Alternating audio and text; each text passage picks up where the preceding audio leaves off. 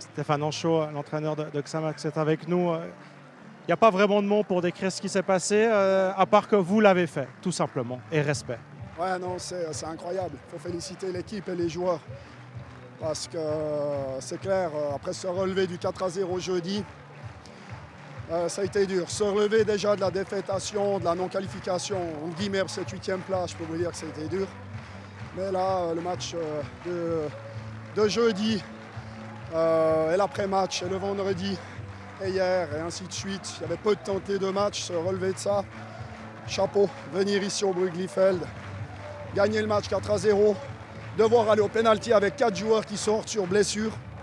Parce qu'aujourd'hui, c'est ce qu'on a eu, 4 joueurs, 4 remplacements qui ont dû être faits sur blessure. Et malgré tout, trouver les ressources nécessaires, les ressources mentales, pour aller au bout, pour tenir 120 minutes. Et après encore, les pénaltys, séance de pénalty, je veux dire, chapeau aux joueurs, magnifique. Vous attendiez ça de leur part, qu'ils laissent leur trip sur le terrain, ils l'ont fait, littéralement. C'était ça. Après le match de jeudi soir où on est passé à côté, c'est le seul match de la saison où on est passé à côté, mais c'était celui qu'il ne fallait pas. On sait très bien pourquoi on est passé à côté, parce que jouer à 4 joueurs et demi, ça ne suffit pas. Et jeudi soir, on a joué à 4 joueurs et demi, voire 5 grand maximum. Aujourd'hui, c'était une question de fierté et d'honneur. Et vous pouvez quitter Neuchâtel Xamax la tête haute en ayant sauvé Neuchâtel Xamax. Et ça aussi, pour vous, vous aviez à cœur de le faire, de partir en sauvant Xamax. Moi, j'avais relevé, entre guillemets, la mission, si on peut appeler ça mission, en février, sans savoir tout ce qui allait se passer dans mon dos, naturellement. Par la suite, j'étais au courant de rien du tout, mais ça a été bien documenté dans les dernières semaines, bon, même dans la presse d'aujourd'hui. Donc, malgré tout ça, j'ai repris ça parce que j'étais là depuis 3 ans avec le groupe, parce qu'il y avait des joueurs que je connaissais comme Max Veloso, il y en a beaucoup d'autres, Mike Gomez, Charles-André Doudin, Laurent Walter, je ne vais pas en oublier, mais c'est des gars que je connais maintenant depuis 3 ans et demi. Quand l'opportunité est venue, entre guillemets, de reprendre l'équipe, même dans une situation difficile, je connaissais les joueurs, je connaissais le club. J'ai quand même joué dans ce club, c'est le seul club où j'ai joué en Suisse. J'habite la région, je suis marié à une Neuchâteloise, donc tout ça fait que voilà, reprendre ce club, pour moi, c'était presque, on va dire, naturel.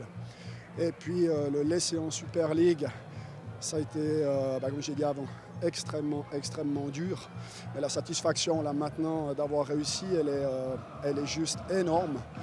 Et si on prend gagner une Champions League, je n'ai pas gagné la Champions League, mais j'ai gagné 2-3 coupes. Les émotions d'aujourd'hui ne sont pas plus hautes que de gagner une Europa League ou une FA Cup.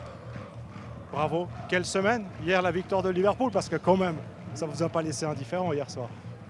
Non, c'était... je crois que ça tombait bien, cette finale de Champions League, alors que ce soit Liverpool ou Tottenham. Pour l'ensemble de l'équipe et des joueurs, ce n'était pas très important. Pour moi, un peu plus, parce que naturellement, j'étais content que Liverpool gagne.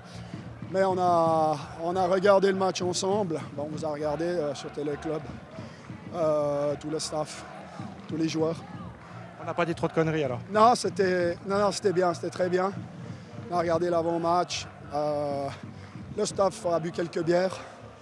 Les joueurs n'en ont pas bu, c'était plutôt coca et à l'eau. Mais on était tous ensemble sur un beamer, grand écran, à l'hôtel. Et je sais pas, peut-être que de voir une Champions League, être ensemble pendant 2 heures, voir l'après-match, ça peut aussi donner des idées aux joueurs de se dire, ben voilà, ça fait rêver. Alors nous, demain, c'est entre guillemets le Brugli-Feld. C'est pas la Champions League, c'est pas le stade de l'Atlético avec 68 000, à guichet fermé et 100 000 à l'extérieur. Mais malgré tout, ça a pu leur donner des idées. Ça a aussi pu, après ce qui nous est arrivé jeudi, resserrer un petit peu le groupe, plutôt que tout le monde soit comme à l'accoutumée, chacun dans sa chambre. Le fait qu'il y ait cette finale, je pense qu'elle est vraiment bien tombée hier soir. Vous savez quoi, Steph? On a plus vibré aujourd'hui ici au Brugli-Feld qu'hier soir en regardant la Ligue des Champions. Bravo encore. Merci beaucoup. Voilà, Steph, qu'on retrouvera la saison prochaine évidemment du côté de Tourbillon. Je vous rends la parole provisoirement, Elodie, mais on va prendre un joueur au vol avant qu'il ne retourne au vestiaire.